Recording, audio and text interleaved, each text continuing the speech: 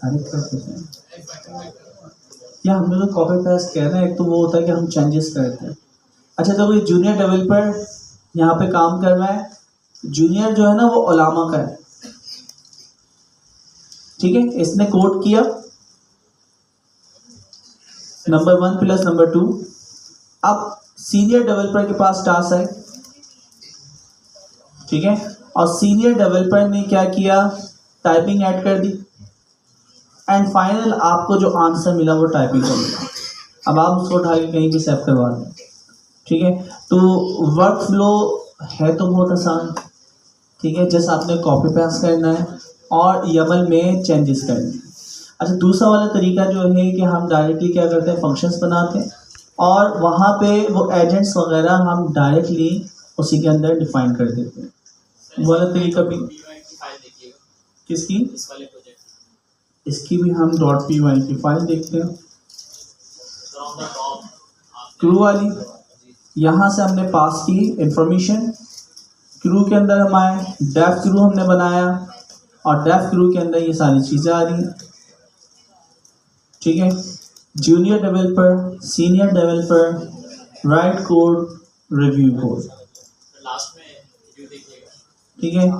Crew है same वही चीज़, कोई चेंजेस नहीं है, ठीक है। बस ये तो चीज़ें रहती हैं। अच्छा, हमने कोई भी फॉर्मेट के अंदर चेंजेस करी ही नहीं है, ठीक है, कि आपने टैब दे दिया और चीज़ें दी हो उसमें प्रॉब्लम आ रही हो, ठीक है। तो सॉल्यूशन यही है कि हम किस पे आ जाएंगे, फिर पाइथन पर डायरेक्टली फंक्शन बना के जो हम करते हैं। अच्छा, अब एक और इम्पॉर्टेंट चीज़ हम सीखते हैं जो इसके अंदर ही हुई है, वो क्या है दोस्तों, कि हम मल्टी कंपनी के जो एजेंट्स हैं वो इस्तेमाल करें। क्योंकि जब आप एक क्रू बनाते हैं, उस क्रू में कोई क्रिटिकल टास्क होती है। क्रिटिकल टास्क यह है कि लाजमी हर हाल में इसको परफेक्ट होना बहुत ज़रूरी है। जूनियर ने कोड लिखा, उसको हम रिव्यू करके अपडेट कर सकते हैं, लेकिन कोई आपकी पर्टिकुलर टास्क या डिसीजन मेकिंग यहाँ पे बहुत इंपॉर्टेंट है। तो दुनिया का जो बेस्ट LLM है यहाँ पे वो डिसीजन है, ठीक है। अच्छा, फिर डिसीजन मेकिंग, फिर इसके बाद हम करते हैं कि यार एजेंटिक AI की एप्लीकेशन को भी टेस्ट करना बड़ा इंपॉर्टेंट है कि कौन सी आपकी डोमेन एक्सपर्ट के लेवल पे अगर हम देखें एक एग्जांपल समझें। अभी नेस्कॉम वालों की दोबारा मैंने एक और वर्कशॉप कंडक्ट की थी, 3 से 4 दिन, तो 2-2 3-3 घंटे की थी। उसके अंदर उनको प्रॉब्लम ये आ रही थी कि सर हम एजेंटिक AI पे जो भी उन्होंने चीज़ें सीखी थी काम तो स्टार्ट कर दिया, अब प्रॉब्लम ये आ रही है कि हम कौन से LLM को बेस्ट सिलेक्ट करें कि हमारे डोमेन एक्सपर्ट पे अच्छा काम करे। अच्छा, बाहर अगर हम देखते हैं तो हमें क्या मिलता है, सिर्फ बेंचमार्क मिलते हैं मैथ्स के, IQ के। वो बेंचमार्क तो फिक्स है पर्टिकुलर काम के लिए, हमें जो काम करवाना है वो डोमेन एक्सपर्ट लेवल का है, डोमेन स्पेसिफिक है। तो डोमेन स्पेसिफिक मेरे सवाल और मेरे एक्सपेक्टेड जवाब होना चाहिए, और जनरेटिव AI के जो आंसर जनरेट होते हैं वो तो टेक्सचुअल बेस होते हैं। तो आप उसको कैसे मेजर करोगे कि मेरा आंसर कितना रिलेटिव है या रेलिवेंट है आपके एक्सपेक्टेड आउटपुट से। तो उसके लिए फिर जनरेटिव AI की फिर हम ट्रांजिशनल मशीन लर्निंग या डीप लर्निंग के जो कॉन्सेप्ट हैं उसके तहत हम देखते हैं। प्रिसिशन रिकॉल, तो यार मशीन लर्निंग में तो आसान था, सीधा सीधा आउटपुट होता था, ये इनपुट और ये आउटपुट और फिक्स लेवल होता था। यहाँ तो फिक्स लेवल है ही नहीं, तो कैसे मेजर करें। तो फिर हमारे पास मुख्तलिफ चीज़ें रिसर्च करी, तो हमारे पास फिर क्या होती हैं, डीप लर्निंग या जनरेटिव AI बेस्ड टेस्टिंग की कुछ मैट्रिक्सेस होती हैं जो कि प्रिसिशन रिकॉल F1 स्कोर ही कैलकुलेट करती हैं। लेकिन वो क्या करती हैं कि हमारा कितना कंटेंट जो एक्सपेक्टेड आउटपुट है और जनरेटिव आपका जो आंसर है उसमें रिपीट हो रहा है, ओवरलैप हो रहा है।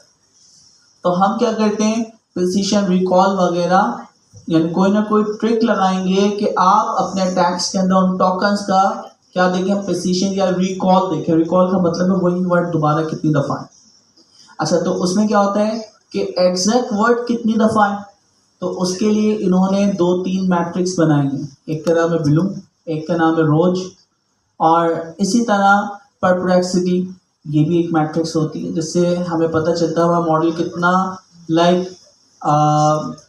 कैसे बिहेव कर रहा है, एबनॉर्मल बिहेव कर रहा है। तो तीन चीज़ें थी।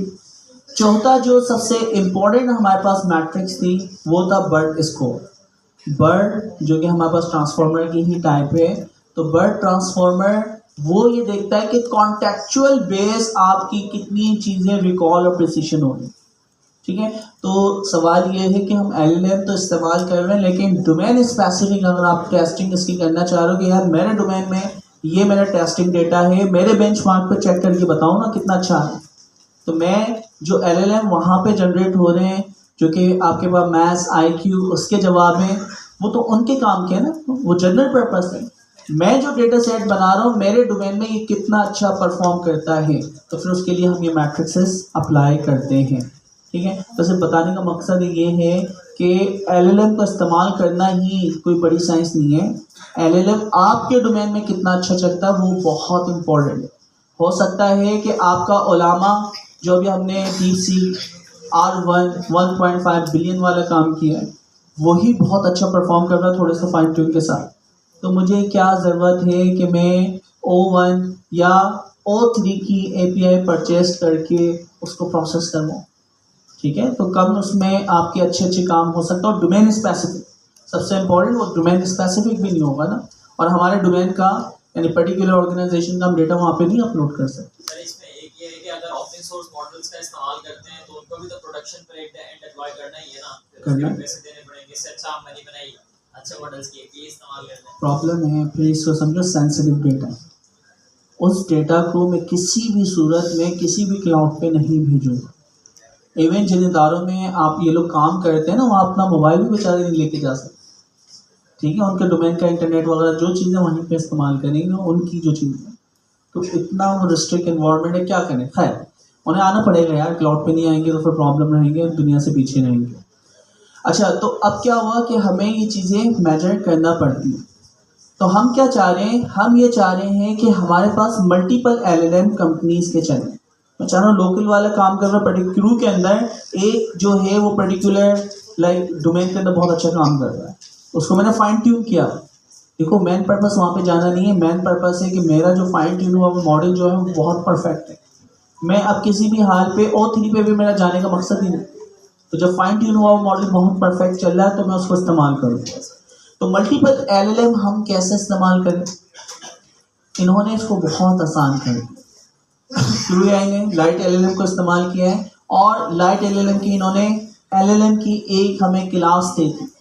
उस क्लास के अंदर 2 से 3 इंफॉर्मेशन आप पास करें, मॉडल का नाम एपीआई की, तो खुद ब खुद क्या होगा पूरा प्रोसेस कर देगा।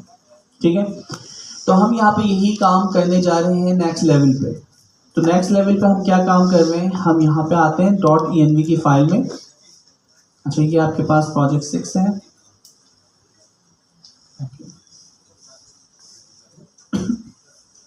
और इसका जो क्रू था इसके अंदर भी सिंगल वही है ना मॉडल। ओके, अब मैं क्या करता हूँ, इसी पूरे प्रोजेक्ट को मैं करता हूँ कॉपी, और कॉपी करने के बाद अपने उस प्रोजेक्ट पे ले आते हैं। मुझे इसका एनवायरनमेंट का डेटा नहीं चाहिए, तो यहीं पे मैंने क्या कर दिया, डिलीट, क्योंकि कॉपी करते वक्त वहाँ पे वो चीज़ आती है। इसकी बाइट कोड्स भी नहीं चाहिए, तो पाइथन कैशे की जो फाइल है उसको भी हमने रिमूव कर दिया, तो कम से कम डेटा हमारे पास मौजूद है ताकि कॉपी करने में भी आसानी है। हम इसी कोड को क्या करते हैं, कॉपी पेस्ट। प्रोजेक्ट कौन सा था दोस्तों, 6। तो प्रोजेक्ट 6 को मैंने कॉपी किया, मंडे वाले में आके इसका नाम हम चेंज कर देंगे, कोई कॉपी भी हो गया। इसको हम खोलते हैं VS कोड पे ताकि आपको चेंजेस करना भी आए। कर्सर स्पेस डॉट, अच्छा अब कुछ नहीं पता, दोबारा हम चेंजेस कर रहे हैं, चलता हुआ प्रोजेक्ट चल रहा है, यहाँ पे ना चले। ठीक है, तो लेट्स सी, फाइंड करेंगे। रिवर्स इंजीनियरिंग हर चीज़ की पॉसिबल है, लेकिन उस पर लगेगा टाइम। तो ये क्यों हो रहा है, आपके इन्वायरमेंट हर दफ़ा चेंजेस पे प्रॉब्लम क्यों करता है, तो कोई ना कोई इसकी लॉजिक होगी, वो हमें फाइंड करना पड़ेगी। ठीक है, लेकिन अभी नहीं, ताकि फास्ट ट्रैक में चीज़ों को कवर करें। देखिए तरीका क्या है, जहाँ पे भी आपने LLM बनाया, हमने LLM कहाँ बनाया है? अच्छा, जितनी भी सिक्योर चीज़ है वो कहाँ पे रखना चाहिए आपको? .env। अभी मेरे पास जो डिफ़ॉल्ट मॉडल है, उस डिफ़ॉल्ट मॉडल का नाम क्या है आपके पास? ओलामा। हम चाह रहे हैं कि मॉडल का नाम हम वहाँ से सेट कर लेंगे, लेकिन जिमनाई कीज़ वगैरह जो है वो स्टैंडर्ड होती है, ठीक है। बेस्ट URL जो है वो यहाँ पे उठाना। तो हम क्या करते हैं, पहली चीज़ हमने जिमनाई API की इज इक्वल टू, वो की जो है हम गूगल कोलैब से यहाँ से कॉपी कर लेते हैं,